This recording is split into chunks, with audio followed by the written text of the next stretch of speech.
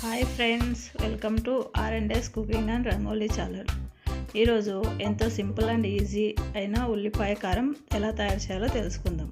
ఇది దోశలకు కానీ ఇడ్లీలకు కానీ చాలా బాగుంటుందండి. దీనికి కావాల్సిన పదార్థాలు: ఎండుమిరపకాయలు, టమాటా ముక్కలు, ఉల్లిపాయ ముక్కలు. ముందుగా ఒక మిక్సీ గిన్నె తీసుకొని అందులో ఎండుమిరపకాయలు, కట్ చేసి పెట్టుకున్న టమాటా ఒకటి,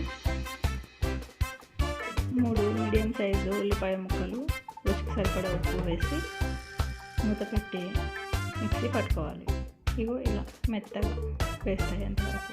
ఇప్పుడు ఒక గిన్నె తీసుకొని అందులో నూనె వేసి ఆవాలు, శనగపప్పు, ఎండుమిరపకాయ, కరివేపాకు 2 రెబ్బలు వేసి ఉప్పు వేగిన తర్వాత ముందుగా మనం తయారు చేసి పెట్టుకున్న పేస్ట్ని వేసి బాగా కలుపుకొని మూత పెట్టి 2 నిమిషాలు వేయాలి.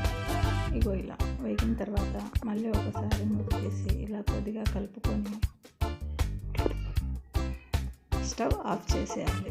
అంతే, ఎంతో ఈజీ అండ్ సింపుల్ అయిన ఉల్లిపాయ కారం రెడీ.